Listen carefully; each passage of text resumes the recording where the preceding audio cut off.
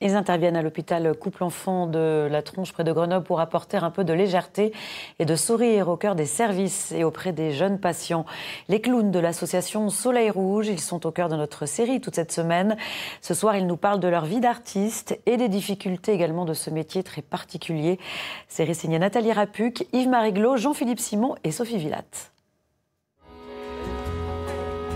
Derrière ces nez rouges, des artistes. Ne faites pas attention à nous. On n'est pas là. Pascal, alias Mint, peint depuis plus de 25 ans. Il utilise des techniques particulières. C'est des travaux sur papier calque à la base, que j'ai collé sur du papier aquarelle. J'ai peint sur le papier aquarelle, sur les deux faces du papier calque, avec différentes phases de peinture, acrylique, huile. Et là, je reviens au crayon de couleur, je rehausse la peinture. Il travaille sur différentes thématiques, comme le carnaval, ou sur des lieux plus intimes, qui se rapprochent d'une loge de comédiens, comme la salle de bain.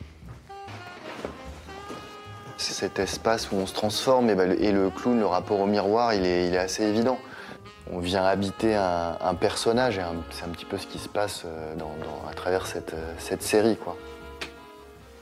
Son attirance pour le métier de clown est venue plus tard. Deux humoristes belges ont provoqué le déclic. De stage en formation, Pascal se plonge dans le spectacle vivant. Il commence à faire des interventions de clown auprès d'enfants en hôpital de jour, avant d'être confronté aux maladies graves. Voir ces enfants dans ces services, pour moi, c'était chargé émotionnellement. Ouais, voir les parents aussi, la situation des parents. Je me souviens de situations où un papa était venu nous pleurer dans les bras en fin d'intervention. Pour moi, c'était nouveau en fait d'accueillir ça. Salade de fruits, jolie, jolie, jolie.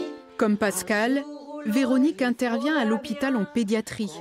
Elle travaille pour l'association Soleil Rouge depuis bientôt 20 ans. Le clown, c'est pas juste enfiler un nez rouge, des grandes chaussures et faire rigoler. Il y a vraiment, on cherche le contact avec l'enfant. Il faut comprendre son énergie dans ce moment-là. Est-ce qu'il est fatigué? Est-ce qu'il est bien? Est-ce qu'il a besoin de se défouler? On doit adapter notre jeu à chaque instant. On est sur un fil. Et il n'y a pas de raison qu'il y ait des clowns à l'hôpital, en fait. Ce métier, il est sur un fil partout. Il est sur un fil à chaque fois qu'on ouvre une chambre. Parce que ce qu'on veut, c'est faire du bien et faire rire et alléger le moment. Il est sur un fil parce qu'on veut surtout pas déranger les soignants. La musique, il y a aussi le plaisir de jouer avec d'autres. Mais quand même, je sais que j'ai choisi une trompette plus petite pour qu'elle rentre dans mon sac de clown pour l'emmener à l'hôpital. Il y a toujours un peu de clown derrière dans ma vie. Hey, hey, hey. À la création de l'association, les clowns n'étaient pas rémunérés. Puis ils se sont professionnalisés.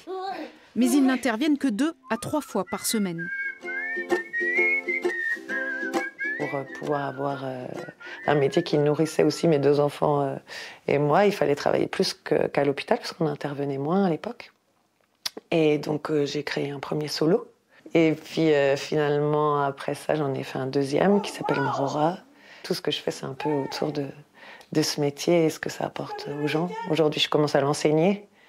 Et j'adore ce que les stages de clown peuvent apporter aux personnes aussi. J'ai l'impression que plus il y aura de clowns, mieux le monde ira.